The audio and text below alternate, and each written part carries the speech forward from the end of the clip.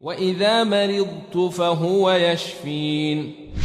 Bismillah, salatu wassalam ala Rasulillah. Nous sommes toujours dans le livre de notre imam Ibn Qayyim. Nous sommes au cours numéro 93 concernant la boisson.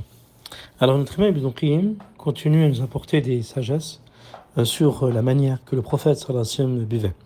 L'expérience a montré que l'arrivée d'une seule traite d'eau au foie l'inflamme et affaiblit sa chaleur. Ceci est dû à l'opposition entre sa chaleur et la fraîcheur de l'eau qui s'y arrive. Et ça c'est important, suivez bien ces sagesses. Et dit ensuite que si l'eau y parvient justement petit à petit et graduellement, elle ne s'opposera pas à la chaleur et elle n'affaiblira pas. Comme le fait de verser de l'eau froide sur une marmite bouillante, le fait de la verser graduellement n'est pas nuisible.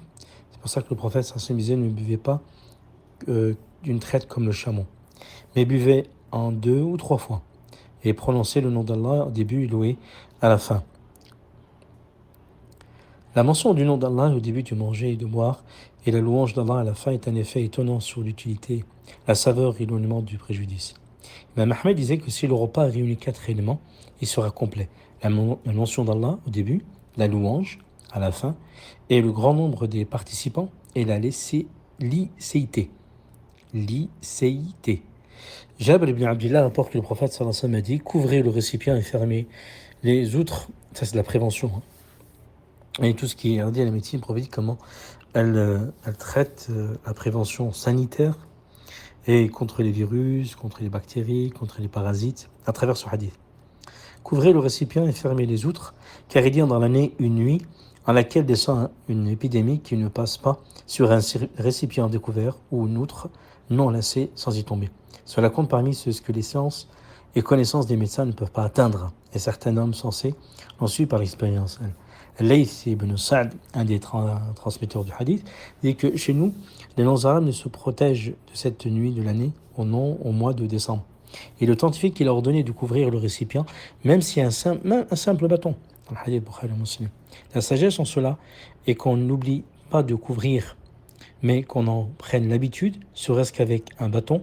Un reptile peut vouloir y tomber, mais passer sur le bâton, qui sera aussi un point d'empêcher d'y tomber.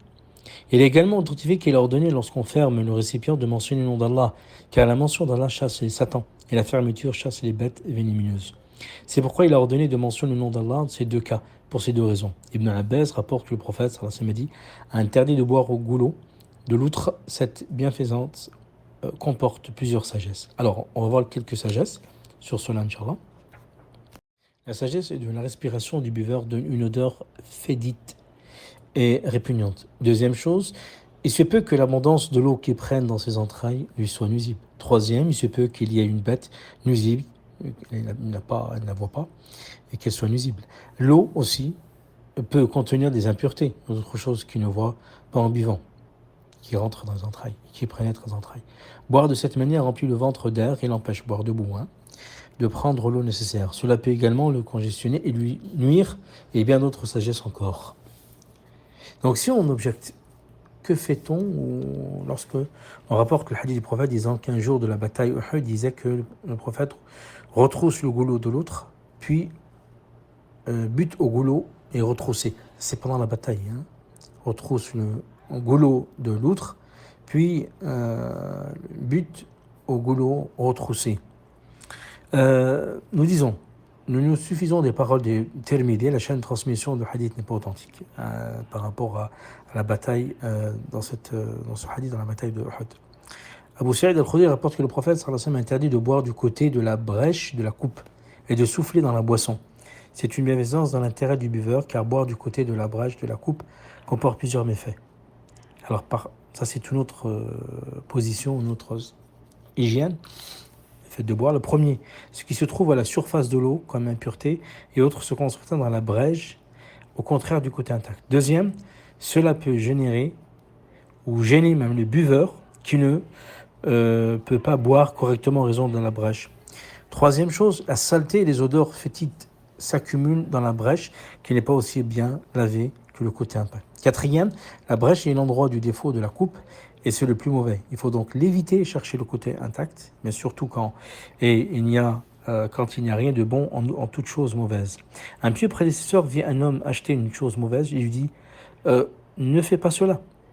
Ne sais-tu pas que Allah a enlevé la bénédiction de toute chose mauvaise? Cinquièmement, la brèche peut présenter une fissure ou une partie aiguisée qui peut blesser la bouche du buveur et d'autres méfaits encore.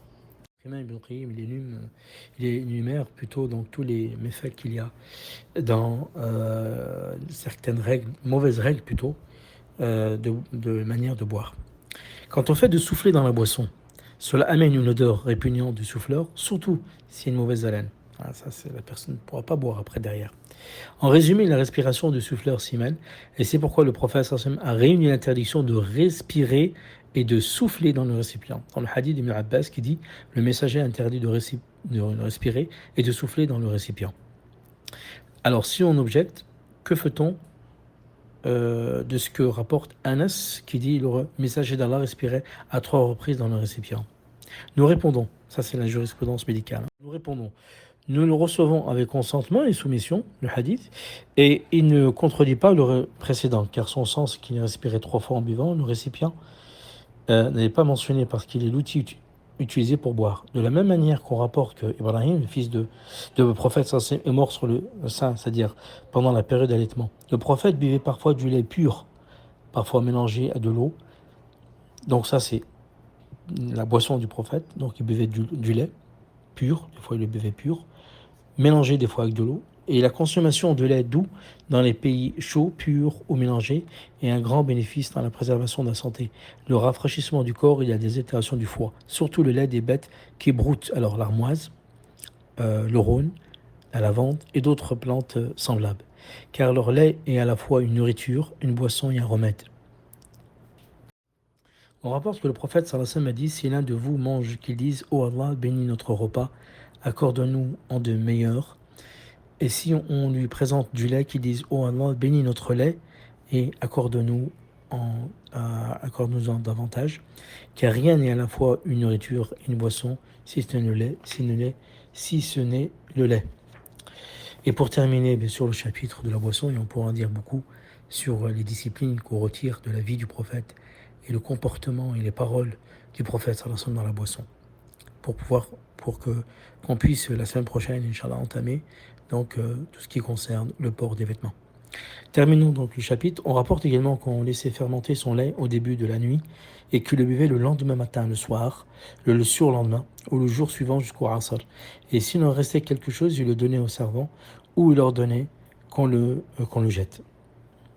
Cette boisson fermentée, en quoi on trempe des dattes pour lui donner un goût sucré, c'est à la fois une nourriture et une boisson. Elle est d'un grand bénéfice dans l'augmentation de la force et de la préservation de la santé, mais il n'en revêt pas après 3 jours, de peur que cela ne se transforme en une boisson enivrante. Walhamdulillahi Rabbil Alamin.